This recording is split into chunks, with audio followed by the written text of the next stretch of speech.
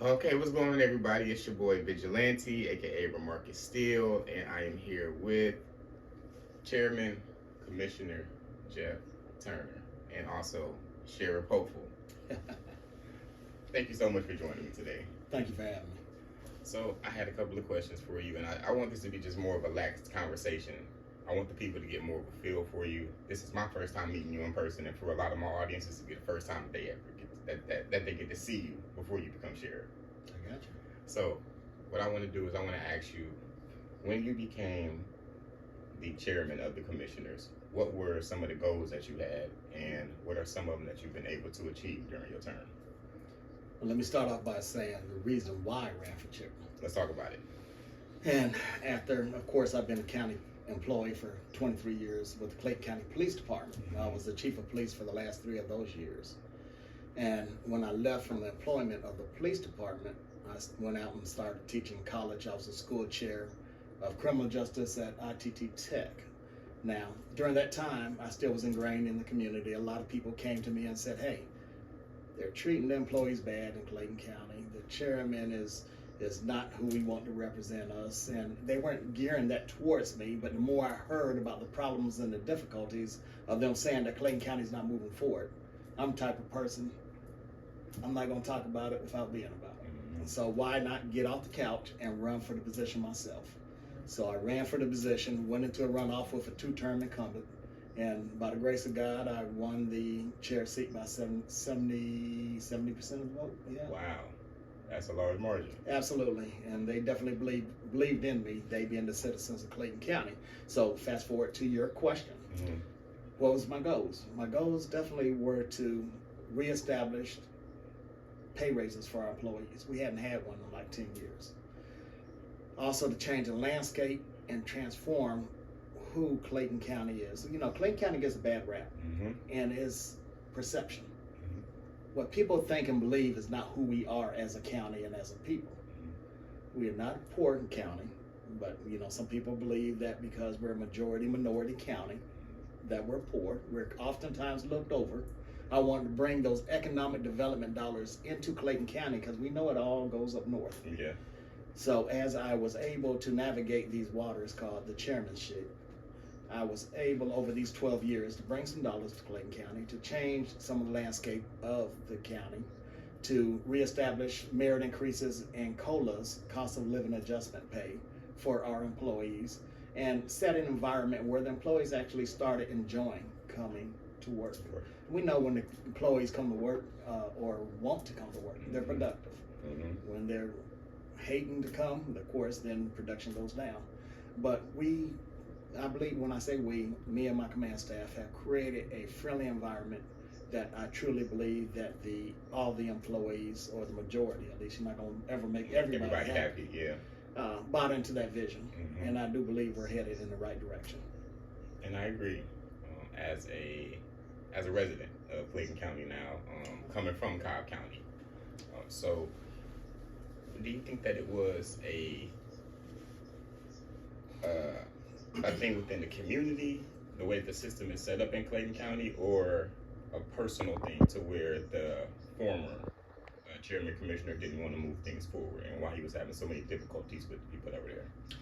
Well, when you talk about what he was able to accomplish, his hands were somewhat tied, and I give you that. Okay. But still, when you're in a role of leadership, you've got to find a way to accomplish that beyond your hurdles and your trials and tribulations.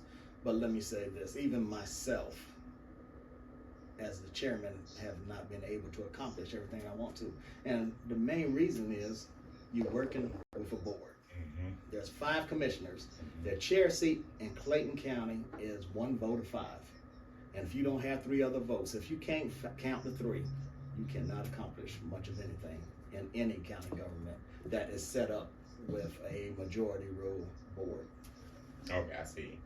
So, for educational purposes, being the chairman of the board and being on the board, what differentiates the two? As the chairman, I lead the meetings. Procedurally, I am the person who manages each meeting. I make sure that rules are being followed. I'm full-time, my fellow commissioners are part-time. So I have some operational oversight over the operations of the county. Mm-hmm. The COO, the COO, Chief Operating Officer, the Chief Financial Officer, and the Chief Staff Attorney all report directly to me. Oh, got you. But in general, they report to the whole board, because the whole board, anytime 3 of the board members get together, they can fire any of those 3. Oh, I see. But the COO governs the operations and the directors. There's 26 directors, and those 26 directly report to the COO. Okay, understood. Now that makes more sense for me. Okay, and hopefully to the audience as well too. But let me just add to that, though. Okay, Also, please do. when we are in our business meetings and we try to pass any resolution or ordinance, that's where that rule of 3 comes into play. Because it takes 3 commissioners or a unanimous board to either turn down or approve anything. Okay. So I can have the best idea. I can say, hey, we want this for the community. The community can come to me and say, hey, we want to, let's just say, I'm just using this as an example, a pocket park down the road. I say, yeah, that's great. Citizens are saying, yes, we need it, we want it. But for whatever reason, if I take that to the board and place it into a resolution for that to be passed, then the 3 commissioners says no, then it's not going to happen. So that's what I say. You're only as productive, really, as the board. But there's other things that you can do to be productive as a chairman, because you're the face of the county. You represent the county wherever you go and whatever you do. You got to have integrity. You got to have honesty. You got to be somebody that people, and it's true, meaning the fellowship, to want to follow. If you're going to lead, then you got to have people to follow you. And for me, it's not just follow me, but work with me, because I truly don't believe we're all on the same level. I might have a title, and I'm not driven by titles, but I might have a title, but with that title comes responsibility. Yeah. And I take that seriously. 100% understood. I wanted to know that what is as you transition from chairman to sheriff hopeful, what is the one thing that you feel that you wanted to accomplish as the chairman that you got the most pushback on, and what was the reasoning that you feel was behind that pushback from what you wanted to accomplish? You understand? Yeah, there's actually several things. Okay. I wanted to, one of the main things is we have a lot of illegal trash dumping and littering in the county. I know a lot of counties experience the same, but we don't want it here in our community.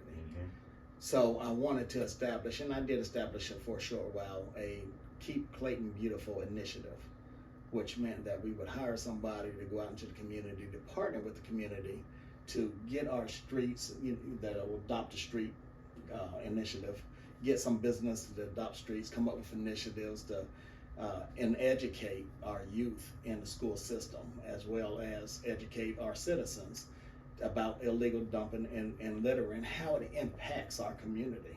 To make it an entire course, kind of, to make it a whole thing surrounded around a whole program itself. Gotcha. And there's a state model that we were going to model our initiative after. Got you. And we put it in place, but as soon as we got it in place, COVID hit. So when COVID hit, and in the early days before it hit, because everything was dying down, the young lady who we had put in that office was not able to be as productive because people weren't making contact. So the board of commissioners, 3 of them, came and said, oh, she's not being productive. Therefore, we're going to take the funding from that initiative and put it somewhere else. So they took the initiative away, and we have been pretty much stagnant in terms of where we are trying to clean up our community. We still have some of our other initiatives, but that, in my opinion, that program, and the citizens wanted it. That's going back to what citizens want. They don't always get. But to be fair, we also have more information on the backside of the government, being the government, that some citizens don't know about, but we need to be transparent. If we vote no, tell them why you vote no. Why, exactly. Absolutely. Yeah. They deserve nothing less. But that was one initiative that I truly wish that we would have up and running. But the alternative to that, and again, 3 commissioners came together and said, this is what we're going to do, and that's mandatory trash pickup. It wasn't that I was totally against it, because we got to do something to clean up this county. But my apprehension on it is, let's try some of these other initiatives prior to telling everybody that you're going to get a trash pickup, and we're going to pick and choose through a RFP process, request for proposals, who is going to be your trash provider. Because now I'm hearing from a lot of our seniors that says, hey, I've got a deal with my trash provider. They come to my back door, they do this and that.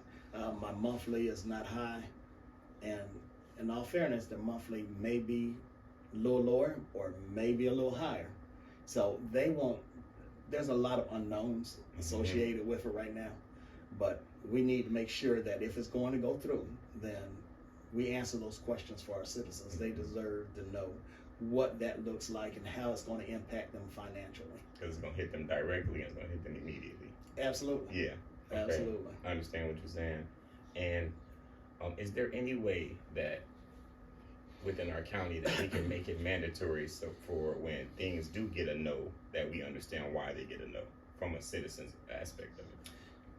The only thing I tell you about that is, as the citizens, as the voting constituency, demand those answers.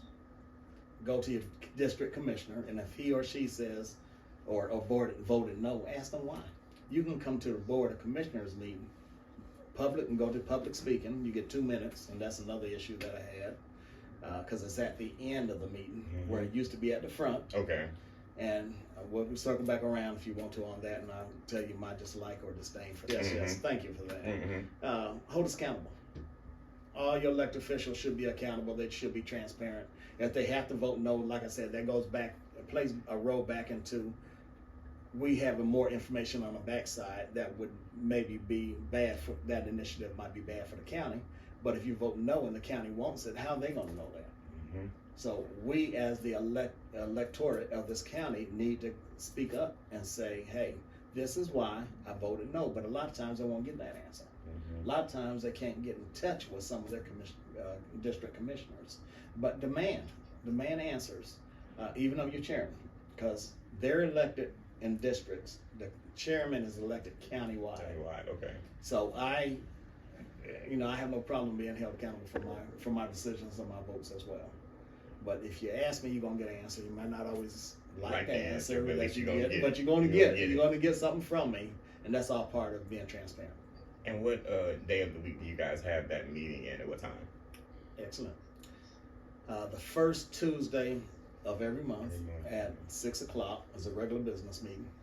The following Tuesday, second Tuesday, we have a work session that starts at 5:30, and then the third Tuesday, we have a zoning regular meeting, but the zoning is attached to that, and that starts at 6 o'clock. And when I say the zoning, anytime somebody wants to build something, get a variance or a conditional use permit, or for us to adjust any zoning requests, change in zoning, we handle that the third meeting of every month at 6 o'clock. And all three of these are open to the public? Absolutely, and welcome them to come down. 112 Smith Street, Jonesboro. And all three meetings have the same 2-minute time limit on being able to speak? Yeah, let's talk about the public speaking. Let's talk about that. But the public comment part over the 3 or 4 years have changed. And before I go into that, the work sessions, there is no public comments. But the other two meetings, a while back, they used to be at the beginning of the meeting. So we would go through adoption of the agenda, and then we do public comments. Now, 3 commissioners came and said no, because they don't like what people are saying about them, or they've been negative, and they don't want everybody to see that. So they moved that public comment piece to the end of the meeting. So a meeting can be 2 hours, 2-3 hours, but if you want to speak, you got to stay there through 3 hours. 3 hours before you get the public comment. Now, it's very logical for me. I want to hear what you got to say at the front end, because if we have to vote on a whole agenda, then what the citizens say should matter. And there might be something that the citizens rise up and say and bring to our attention that we had not thought about on one of the items on the agenda, and that might cause us to either table it or change our mind if we were going to vote yes, or likewise if we were going to vote no. But the citizens' opinion matters, and it matters to me. And not only did they take it to the end of the meeting, but they also changed the time limit on it. It was 3 minutes per person, now it's 2 minutes per person. So they even cut off how long a citizen has to say. You know, and it goes quick. They're up there, they're talking, and then before they know it, I'm saying, hey, your time is up, you gotta leave. Mm-hmm. And that can be, to me, is I'm not gonna say disrespectful, because we gotta follow the rules. Yeah. But at the same time, you know that it's hard to say what you got to say in 2 minute time span. And you don't necessarily want to be the person to tell them that, but you also have rules that you have to enforce. There you go. And I run the meetings, so it's incumbent upon me to address and follow the rules that the board as a whole has set. So you would have to go into the bad guy role, so to speak, to the community for cutting them off with the time limit by default, by position. Absolutely. Okay. Absolutely. Understood. I can definitely see a position on that. Okay, so as you hope to transfer from chairman commissioner into sheriff, what is it that you feel that you are going to be able to accomplish as the sheriff that you were not able to accomplish as chairman? Well, the roles are different. So one is a policymaker, a legislator, and the other is an enforcer. Mm-hmm. There's 3 constitutional duties that a sheriff must tend to, and that's maintain an orderly jail, courthouse security, and to serve civil and criminal warrants and documents. Thank you. Nothing says that the sheriff can't go out to write tickets. They can't enforce other laws, state laws, and so forth. But in the Metro Atlanta area, we have a county police department and a sheriff's department. Mm-hmm.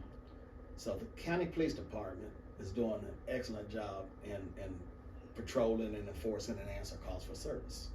So the sheriff's department has always played a support role, because we're not going to leave our brothers in blue, brothers and sisters in blue out there by themselves. If something happens, they scream, need help, need backup. The sheriff's department has always been there, even in my day. Big brother, little brother.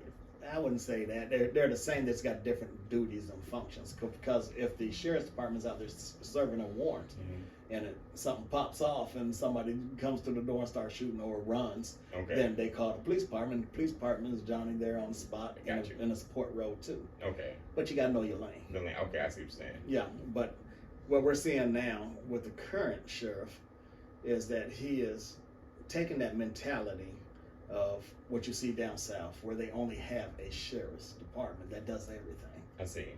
And when you're focused on certain training, you don't, a deputy sheriff, although he's trained how to take reports and do follow-up investigations, they're not first responders, for say. When you're down 911, the police department's coming. But what you see on some of the deputies is that they jump those calls. And then when they jump the calls, they go and answer. And there's nothing wrong with that. If somebody needs help, you don't care if they're brown, blue, in terms of their uniform, what agency they're from. Help is help. Yeah. Show up and help. But then after the help is garnered, then you might see, in some occasions, and I've experienced this firsthand, the deputy sheriff who was first on the scene might leave the scene when the police show up. But you can't do that, because you got to give a witness statement as to what you saw when you first came on, as first on the scene, and whatever else is needed to provide a thorough investigation of that incident. So, and I'm saying that not as a slight to any deputy sheriffs, but proper training. You got to make sure that everybody is trained properly, everybody knows their role, and the main focus going into the door as the new sheriff has got to be to regain control of the county jail. The county jail is totally out of control. You got people getting stabbed, you got people getting killed, you got employees getting hurt. That's unacceptable. There's a certain level of violence that's going to exist in every jail. But when you're not providing the proper oversight, when you're not making sure, let me use this as an example. If you put 2 kids in a room and you give them markers and everything else, and you don't check on them for 2 and 3 hours, then they're probably going to write on the wall. They're probably going to be fighting and the whole 9 yards. Expect chaos. Exactly. But if you check on them every 10 minutes, every 20 minutes or 30 minutes, whatever is feasible, then the likelihood of that action or that behavior happening is going to be reduced greatly. Give them a coloring book to subside the markers that they have, an agenda, something. And then you got to make sure that you have proper technology in the jail. Make sure that they know that, as you said, Big Brother's watching. Because again, you're talking about behavior. If you know that a camera's watching you, your behavior is going to be greatly modified. Right. You're not going to act out the same way you would. Now they'll try to find a way to get around the camera, of course, because it's like kids. You know, give them an inch and they'll take a mile. But at the same time, you got to have proper oversight. So going into that office, got to regain control of the jail. You got to make sure that everybody in that jail is properly trained. You got to make sure that the proper equipment and technology is in place to help you do your job. You know, even with reduced manpower, if you have the proper technology, that will go a long way in helping you to accomplish what needs to be accomplished, and that is a reduction in the crime and the illicit and the illegal actions and behavior that's happening in the county jail now. No, understood. Clayton County definitely does get a bad rap for the way the jail is ran there. The conditions, the overcrowdedness, the amount of time that people spend in there waiting to go to trial, etc., etc. In the past 12 years that you've been in office, have you been working with the same sheriff? No. So when I came into office, I believe Sheriff Hill might have been in place. Yes, Sheriff Hill was the sheriff. Then when he was convicted, then I worked with Sheriff Boyer, who was the interim sheriff at the time. Sheriff Boyer retired after maybe about a year or a little less than a year. And by proxy, the current sheriff, Levon Allen, became the sheriff because he was the chief deputy. Okay. Georgia state law says that whoever's the chief deputy in that type of structure becomes the sheriff. The sheriff vacates the seat. The sheriff retired. He became the interim sheriff. We had a special election, and he won that last year, I think it was. So now he is the current sitting sheriff, and of course, that's the guy who I plan to replace. Got you. Okay, so the current conditions of Clayton County Jail, besides upgrading the technology and besides the advanced training and more training, what else do you plan to do with the jail? Well, the jail is the responsibility of the Board of Commissioners. The brick and mortar is on the Board of Commissioners. We got to make sure that we provide the funding, and we have, to make sure that the jail is operational and is maintained. Well, the maintained part is on the sheriff's department. Okay. But number one, the conditions has got so deplorable because there has been a lack of communication. How do we know to fix something if you're not telling us? Yeah. But now all of a sudden there's a laundry list of everything that's broken, everything that's not working. It did not get that way overnight. So now the sheriff is telling us, okay, all these toilets aren't working, and a lot of times the inmates, the detainees, because they're not inmates, they're detainees waiting to go to trial or going to prison, are stuffing stuff in the toilets and purposely tearing it up. They have broken the doors off of its hinges. They have cut holes in the mirrors, not mirrors, the windows leading to the outside, getting contraband in. And my thing is, you got a whole lot of time if you're gonna be breaking doors and cutting holes in windows and stuff like that. That's my that is absolutely. Yeah. But that is an issue that the Board of Commissioners must address, and we're going to address it. And you know, it's a, like I said, a laundry list of issues and problems at this current time. And the current sheriff said something. He said that's very profound and true. That whoever is the sheriff is going to have to deal with these problems. And he's absolutely right. He has asked for over $13 million for repairs for the jail. We've given him that. We've asked for money for tasers and body cams. I think our sheriff's department is only one of the only sheriff's departments in the metro Atlanta that does not have body cams At all. at all. But he's supposed to be buying some now. His budget is $14 million. He's $14 million over budget. So 2 meetings ago we had to move money so he'd be able to make payroll for his employees. And let me say this about the current sheriff. He's a nice guy. He's just not the right guy for right now. He lacks a lot of experience, and we need somebody who's going to come in with experience and knowledge, somebody who knows how to manage. And he's not that guy. So you're asking me, who's that guy? Hey, that's me.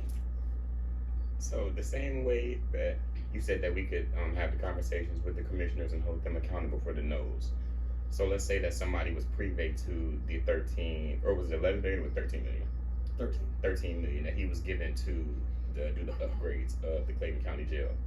Let me stop you right there before you finish that question. Okay. He necessarily wasn't giving it himself. Okay. Remember, the building is on us. So Gotcha. he said that there's problems that add up to this amount. We put most of that money in the building and maintenance Okay.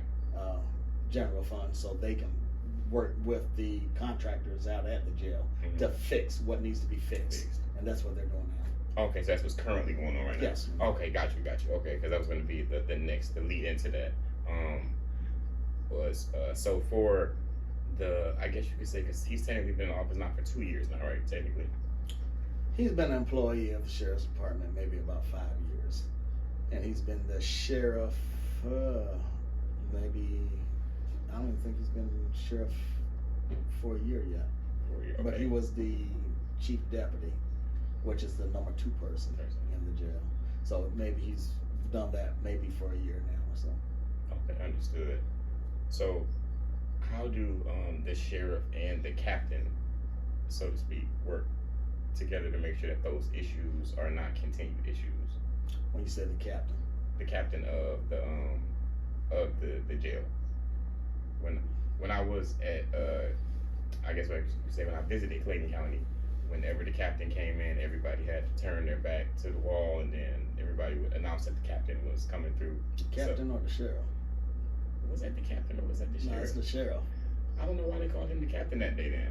Well, maybe it was a captain, and I don't know how they procedurally do things over there, because at one time I heard that anybody in a white shirt that has rank from captain up, when they come in, then everybody had to stand up. Okay, so that it may have been one of them. So it could have been a captain, but the sheriff doesn't work.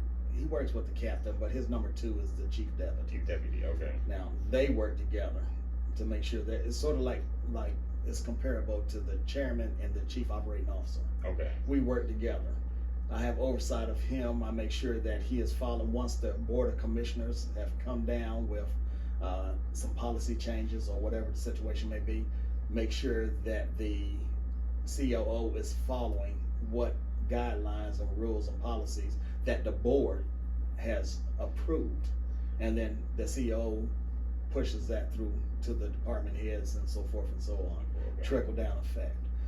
But the sheriff usually works closely with his command staff, which is usually a chief deputy, maybe the chief of staff, or assistant deputy sheriff or something like that.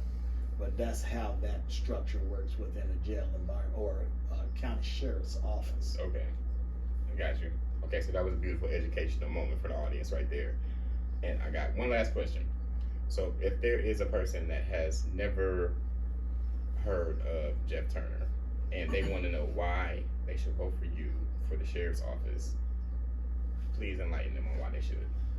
Well, thank you for the opportunity to share that with them.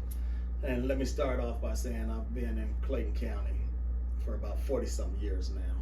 My family is a military family. My father was 30 years U.S. Army. We moved to the city moved to Morrow, Georgia in the 1978, 79, somewhere around there.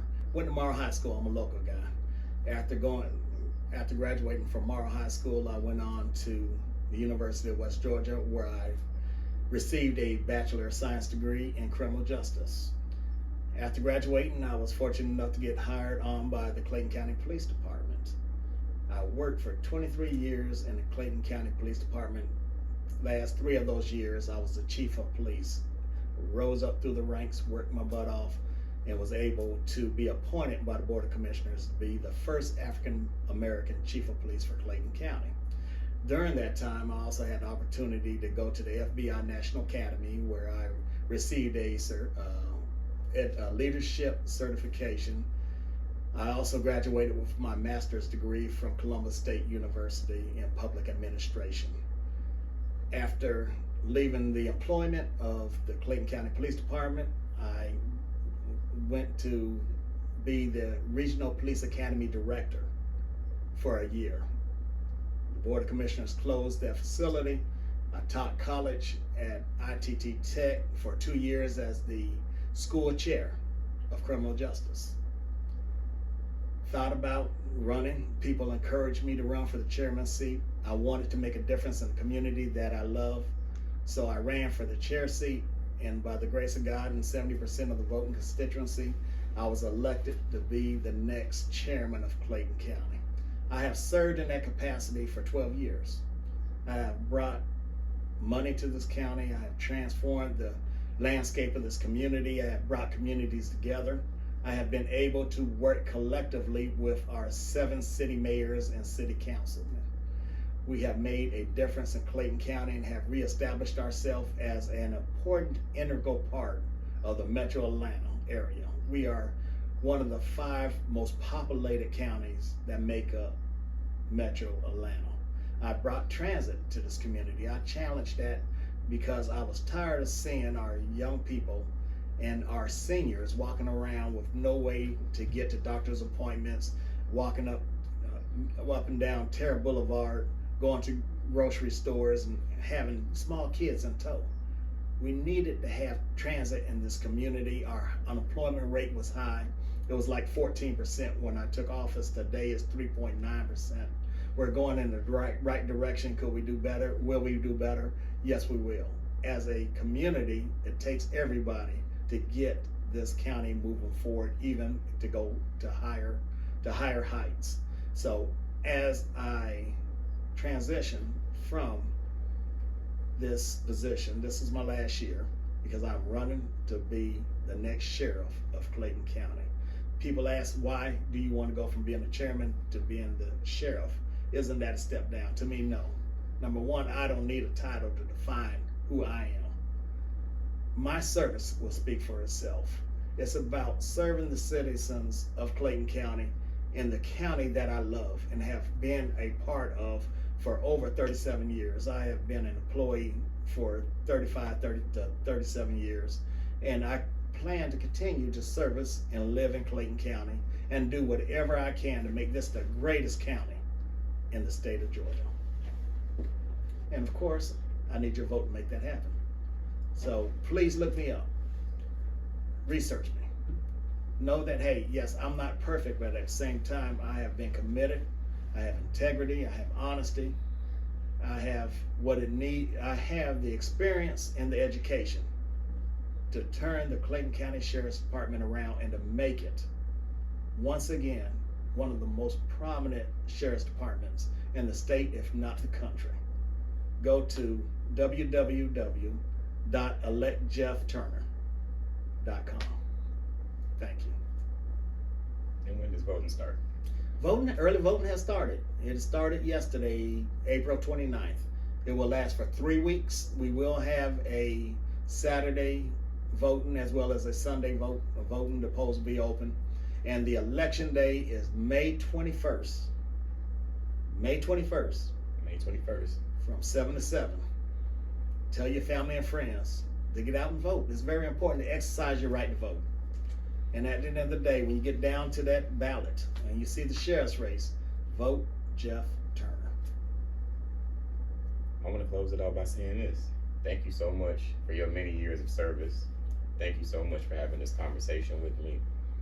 For those who don't know, my ancestral genealogy leads to Igbo, Nigeria.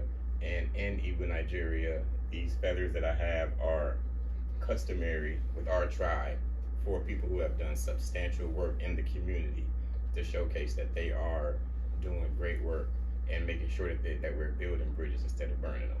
So I want to offer you this feather as a token of my appreciation. Thank you very much, and I'm glad you gave me the history behind it because that's significant. Thank you for recognizing me as somebody who cares about the community and works hard to try to bring this community together as a whole. And thank you for this interview. Absolutely. Again, I really enjoyed this talk. Thank you. I enjoyed you having it with you. Transparency is everything, and I feel that now people have more of an insight on who Jeff Turner is and exactly what he wants to do as the sheriff of Clayton County. So I want to thank you guys for tuning in to this episode of the High Value Sigma Male.